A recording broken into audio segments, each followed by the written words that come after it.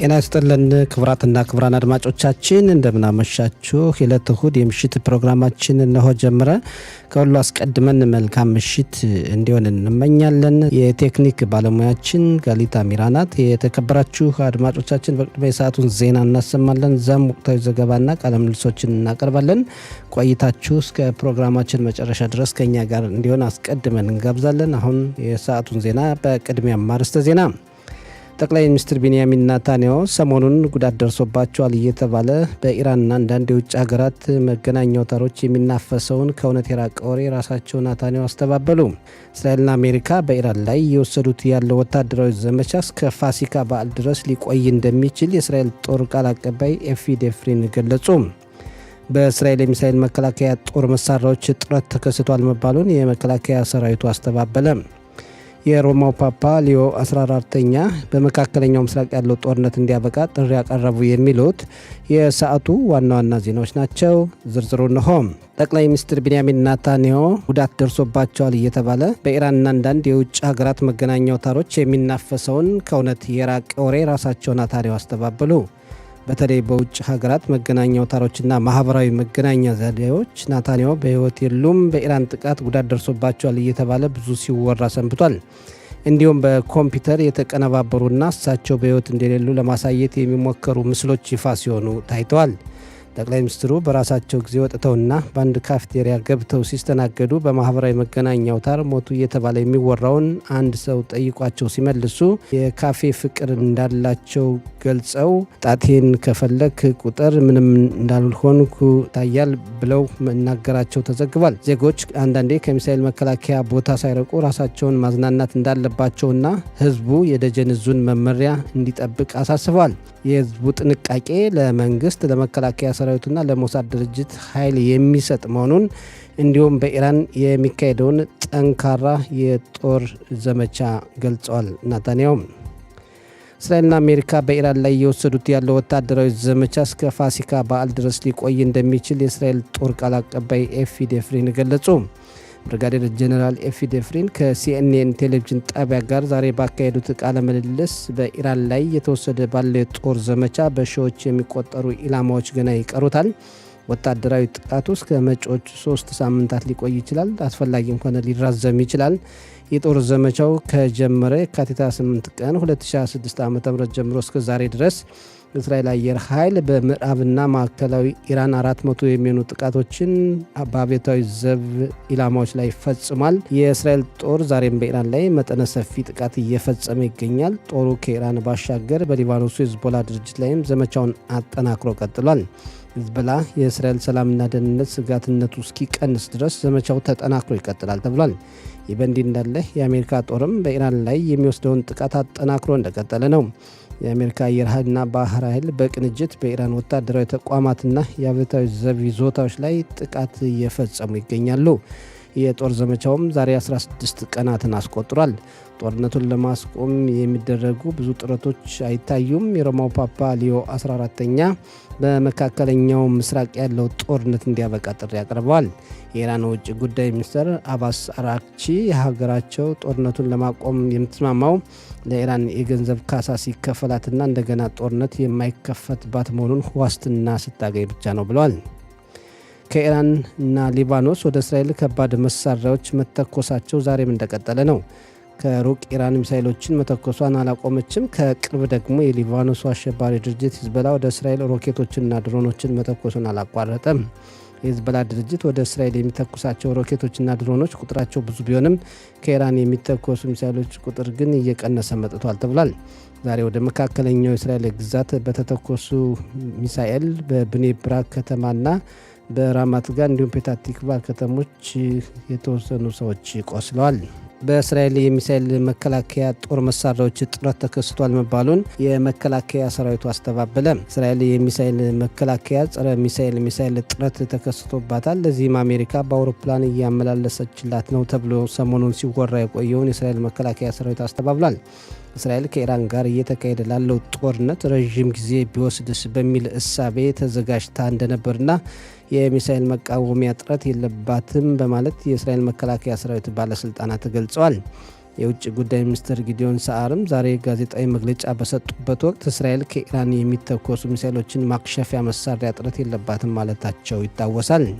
በመከላከያ ሰራዊቱ ደጀን ዕዙ ሚሳኤል ሲተኮስ የሚቀርበውን ቅድመ ማስጠንቀቂያ ለማሻሻል መወሰኑ ተገለጸ። የደጀን ዕዙ ቅድመ ማስጠንቀቂያውን የሚያሻሽለው በትክክል ሚሳኤል የሚተኮስባቸውን አካባቢዎች ለይቶ በማወቅ ነዋሪዎችን ለማስጠንቀቅ ሲሆን የማይመለከታቸው አካባቢዎች ቅድመ ማስጠንቀቂያቸውን እንዳይደርሳቸው ለማድረግና ለመቀነስ እቅድ አለው ተብሏል። ያም ሆኖ ሚሳኤልና ሮኬት ሲተኮስ ዜጎች ማድረግ የሚገባቸውን የነፍስ አድን ጥንቃቄዎች ላይ ምንም አይነት ለውጥ የለም ተብሏል። የትራንስፖርት ሚኒስቴር ጽሕፈት ቤት ዋና ስራ አስኪያጅ ሞሼ ቤንዛኬን የእስራኤል አየር መንገዶች መመለሻ ያጡ ዜጎችን በማምጣትና ሌሎችን ወደ ውጭ ሀገራት በመውሰድ እንቅስቃሴ ላይ መሆናቸውን ገለጹ። ሞሼ ቤንዛኬን ከካን ረሸት ቤት ራዲዮ ጣቢያ ጋር ዛሬ ባካሄዱት ቃለ ምልልስ እስራኤል አየር መንገዶች በውጭ ሀገራት የሚገኙ ዜጎችን በመመለስና ሌሎች ዜጎችን ደግሞ ወደ ውጭ ሀገራት በመውሰድ ላይ ትኩረት አድርገው እየተንቀሳቀሱ መሆኑን ገልጸዋል። የትራንስፖርት ሚኒስቴር ጽሕፈት ቤት ዋና ስራ አስኪያጅ ጨምረው እንደገለጹት የእስራኤል አየር መንገዶች በጦርነቱ ምክንያት የተፈጠረውን ችግር በመቅረፍ በውጭ ሀገር የሚገኙ ዜጎችን እንዲመለሱ እያደረጉ ነው። ወደ ውጭ ሀገራትም ዜጎችን ይወስዳሉ። እኛም ከአየር መንገዶች ጋር ግንኙነታችን ቀጥለናል ብለዋል። ይህ በእንዲህ እንዳለ በውጭ ሀገራት የሚገኙና መመለሻ ያጡ ከ100 ሺህ በላይ ዜጎችን የእስራኤል አየር መንገዶች እያጓጓዙ ሲሆን አሁንም የአስቸኳይ ጊዜ በረራ የሌለባቸው ሀገራት አሉ። የኢትዮጵያ አየር መንገድ እስካሁን ወደ እስራኤል በረራ ያልጀመረ መሆኑን ዋና ስራ አስኪያጁ ገልጸውልናል። ወደ ኢትዮጵያ ለስራና ጉብኝት ሄደው መመለሻ ያጡ ብዙ ዜጎችም አሉ። አንዳንድ አካላት በግል እንቅስቃሴ እያደረጉ እንደሆነ ቢነገርም እስካሁን ተግባር ላይ አልዋለም። የትምህርት ሚኒስቴር ጽሕፈት ቤት በክፍል ውስጥ የመማር ማስተማር ሂደት ነገ በአንዳንድ አካባቢዎች እንዲጀመር የደረሰበት ሁኔታ ውሳኔ አሁንም አከራካሪ እንደሆነ ነው። የደጀን ዕዙ በአንዳንድ አካባቢዎች መደበኛ የመማር ማስተማር ሂደትን በክፍል ማስጀመር ይቻላል የሚል ፍቃድ ቢሰጥም ብዙ የአካባቢ መስተዳድሮች ትምህርት ቤቶችን ለመክፈት ፈቃደኝነታቸውን አላሳዩም ተብሏል።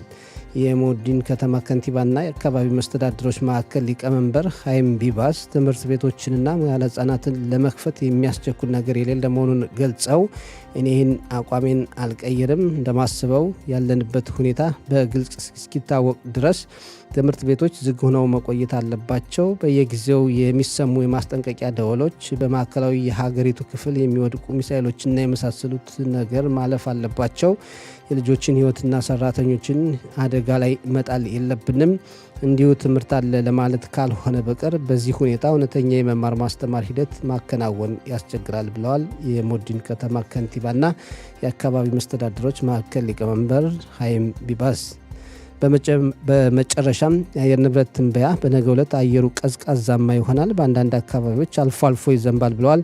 የአየር ትንበያ ባለሙያዎች የነገው የሙቀት መጠን በዲግሪ ሴንቲግሬድ በኢየሩሳሌምና አካባቢዋ 16፣ በቴል አቪቭና አካባቢዋ 21፣ በሃይፋና አካባቢዋ 20፣ በኤርሸባና አካባቢዋ 20፣ በኤላትና አካባቢዋ 25 ዲግሪ ሴንቲግሬድ ይሆናል ብለዋል የዘርፉ ባለሙያዎች። የተከበራችሁ አድማጮቻችን ለሰዓቱ ያለን ዜና እዚህ ላይ አበቃ።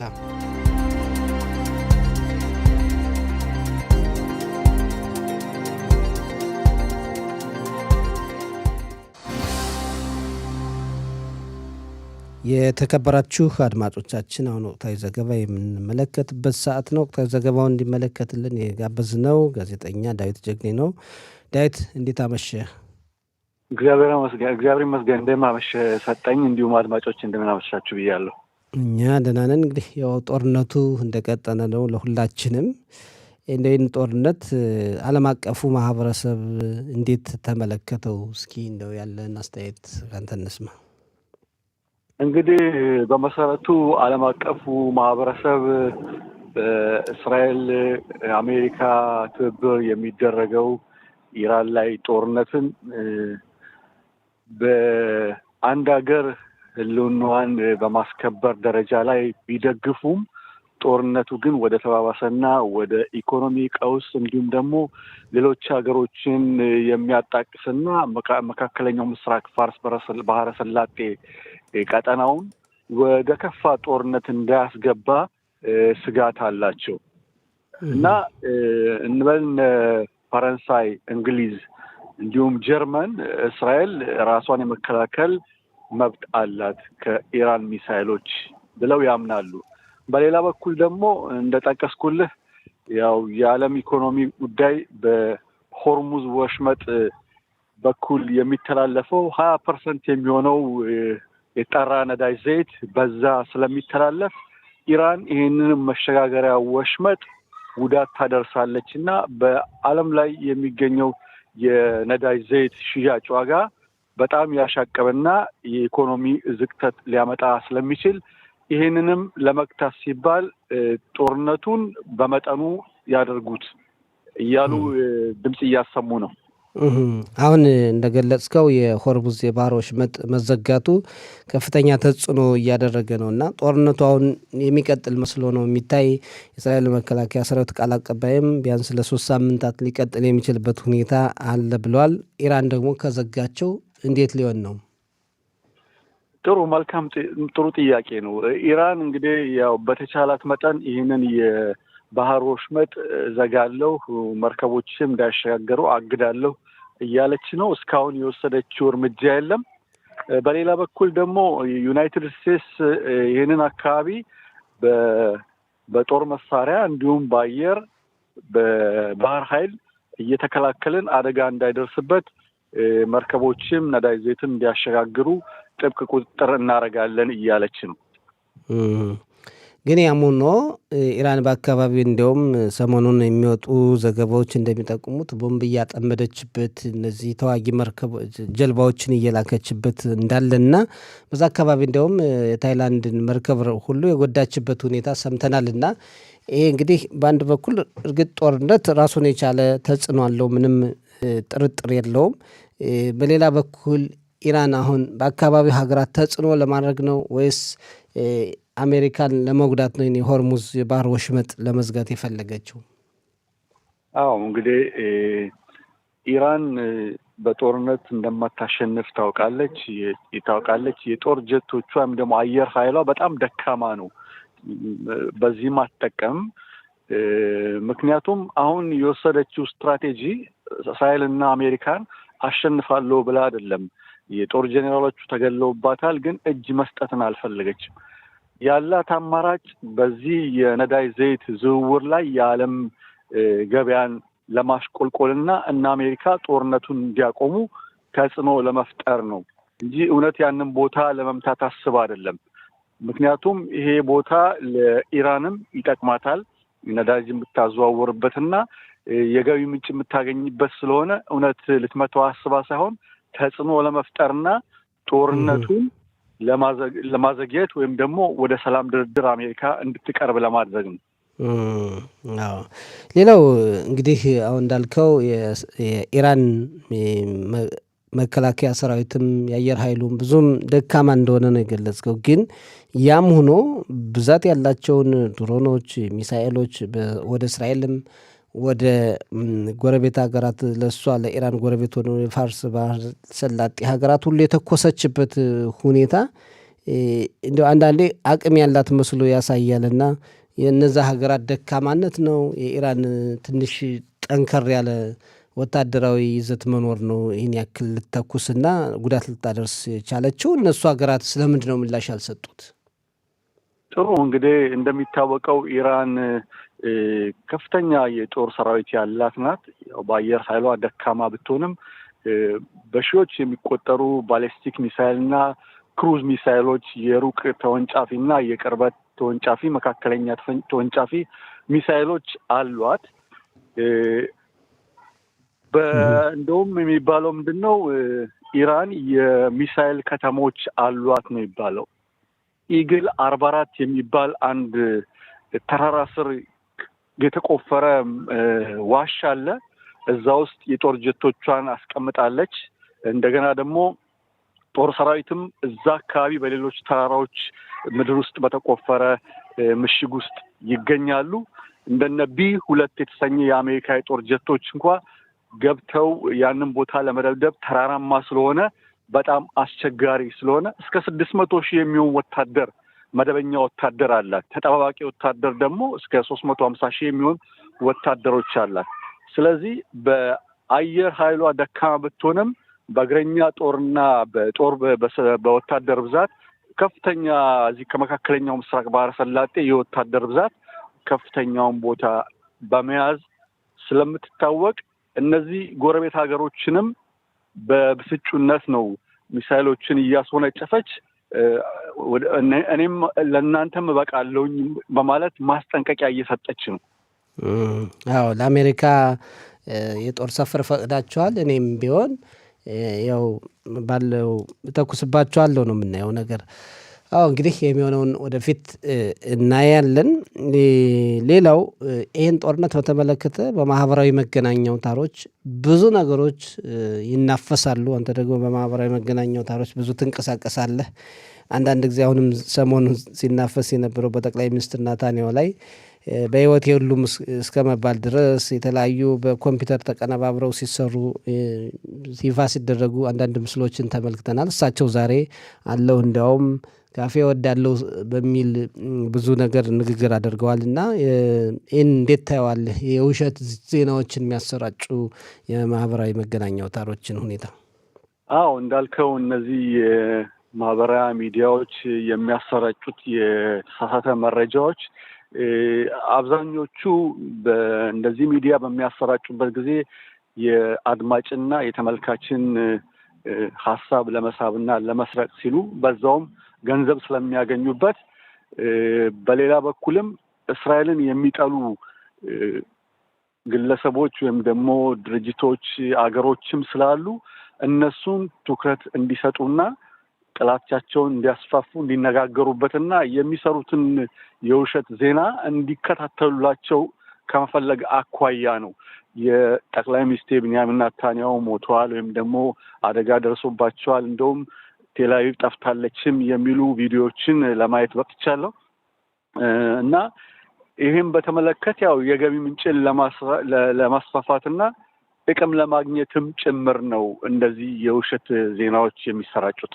አዎ በዚህ ጊዜ እንግዲህ በዚህ ማህበራዊ መገናኛ አውታሮች ዜናዎችን የሚከታተሉ ወይም ደግሞ መረጃዎችን የሚቀበሉ ሰዎች ምን አይነት ጥንቃቄ ነው ማድረግ ያለባቸው? ምክንያቱም ብዙ የውሸት የሆኑ ዘገባዎች በሰው ስሜት ላይ ጉዳትም ይፈጽማሉና።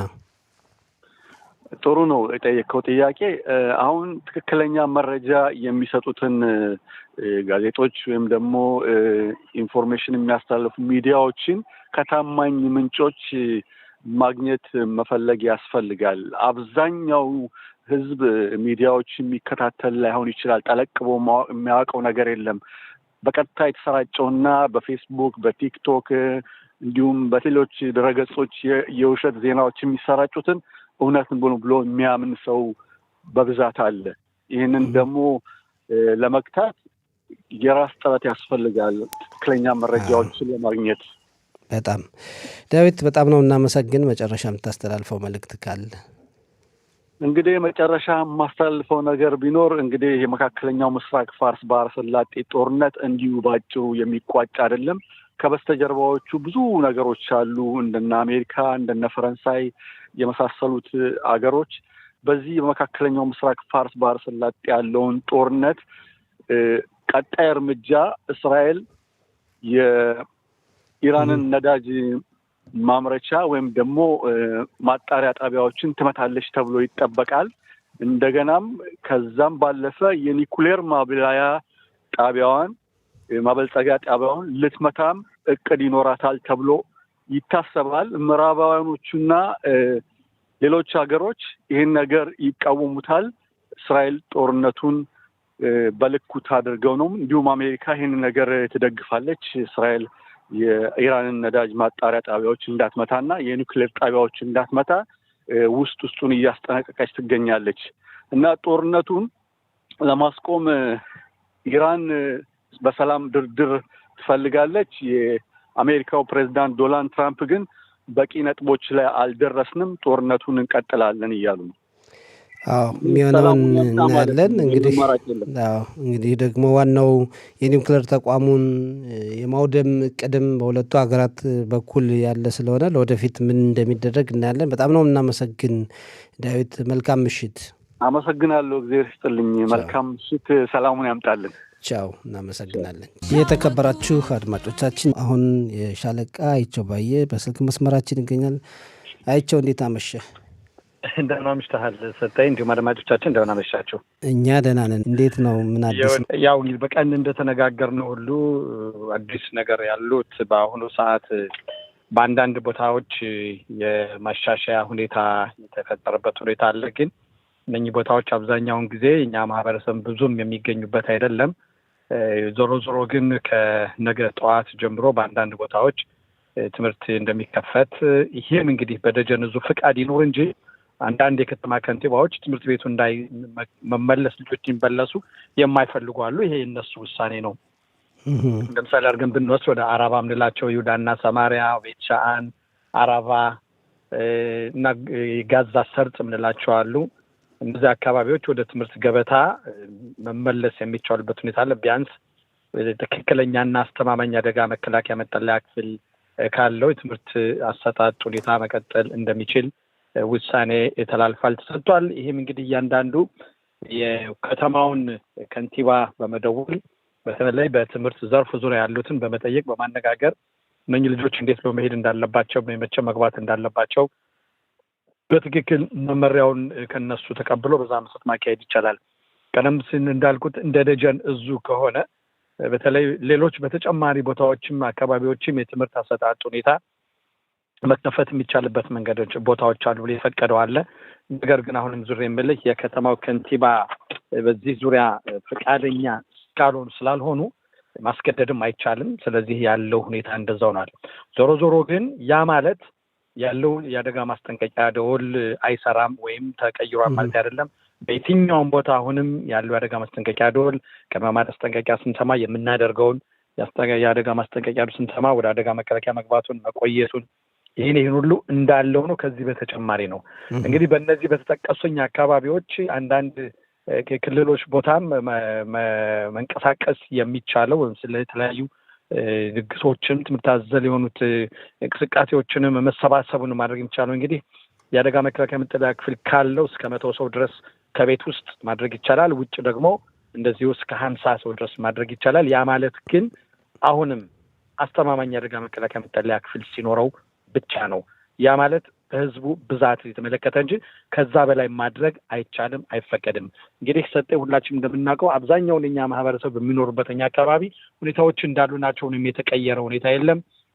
የትምህርት አሰጣጥ ሁኔታም በርቀት የትምህርት አሰጣጥ ወይም ዙም እያልን የምንጠራው በዛ የሚወስዱትም የሚማሩትም በዛው ይቀጥላሉ።